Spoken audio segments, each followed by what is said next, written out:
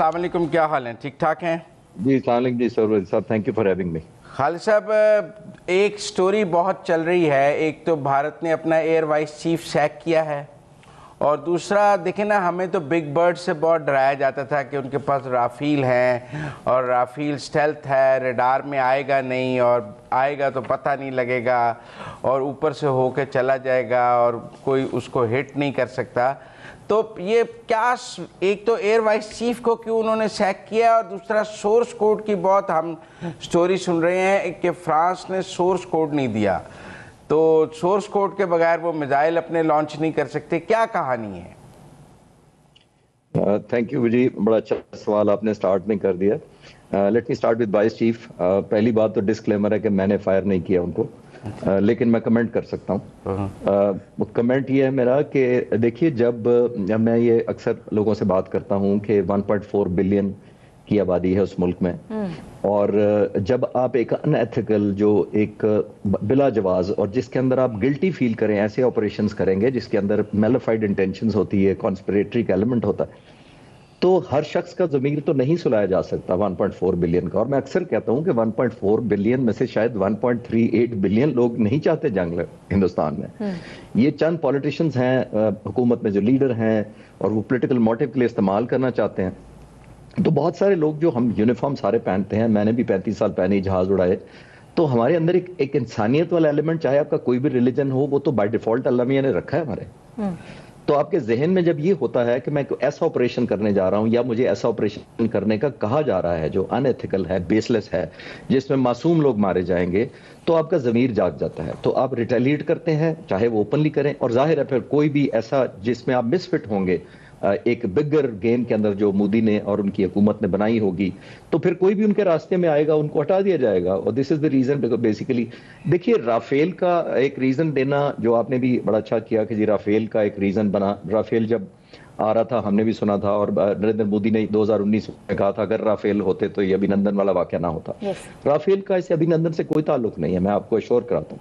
वो इसलिए कि 2019 में जब उन्होंने $9 बिलियन की एक डील की फ्रांस से राफेल की, थिंकिंग कि ये तकरीबन 150 किलोमीटर का उसके पास मिसाइल है, उस जहाज में लगता है, और बियॉन्ड विजुअल रेंज है, ये बहुत बड़ी रेंज थी 2019 में, आज से 6 साल पहले।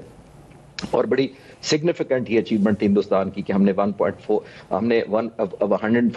जो किलोमीटर, 150 किलोमीटर एक मिसाइल फायर करता है, दूसरे दुश्मन को मार देता है बगैर देखे, रेडार पे सिर्फ देख के, हमने वो खरीद लिया है।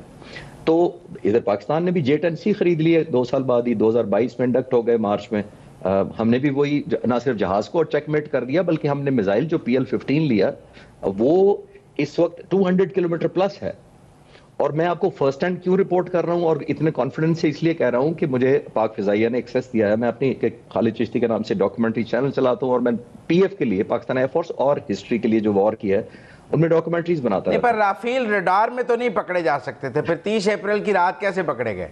नहीं, ये किसी स्टेज पे नहीं था कि राफेल रडार में नहीं पकड़े जा सकते। ये कहीं नहीं मैंने पढ़ा, और ना उन्होंने क्लेम किया होगा। आप अभी राफेल बनाने वालों को फोन करें, वो नहीं मानेंगे कि हमने राफेल इसलिए बनाया कि रडार पे नजर नहीं आता है। स्टेल्थ कुछ खुसूसियात होती है, वो हमारे J-10C में भी है कि उसमें टेक्नोलॉजी ऐसी ली जाती है कि वो मिनिमाइज कर देता है अपनी रेडिएशन को, बट यू कैन नॉट से।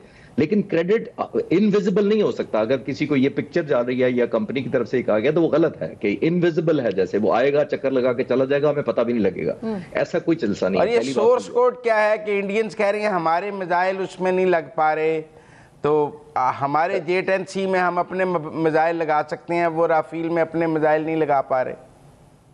देखिए सोरवर्दी साहब, झूठ के पांव नहीं होते। जब अभिनंदन मारा गया तो कहा गया राफेल आएगा तो नहीं छोड़ेंगे। जब राफेल आ गया तो फिर कहने लगे कोड, तो उन्होंने कहा कोड पीछे रह गए असल में। तो इसकी तो कोई भी रीजन की दी जा सकती है, और दैट लुक्स सो इलॉजिकल के कोड जब मुल्क से खरीदे जाते हैं, तो इनको 4 साल बाद खबर आई है कि कोड इनके पास नहीं है। इनको पीस, जब ये कॉन्फ्लिक्ट से पहले नहीं पता था कि हमने कभी फायर भी इसको करना है, कि ये जहाज को एरोबैटिक्स लिए तो नहीं लिया जाता, इसके हमने चलाना भी होता है। धार कर साथ पर निकल गया ना। अच्छा नहीं, तो फिर क्या है वजह? मतलब 30 अप्रैल की रात अगर वो 150 किलोमीटर तक फायर कर सकते थे, तो फिर तो वो इंडियन एयर स्पेस से भी हमें फायर कर सकते थे। उन्होंने फिर फायर नहीं किया ना।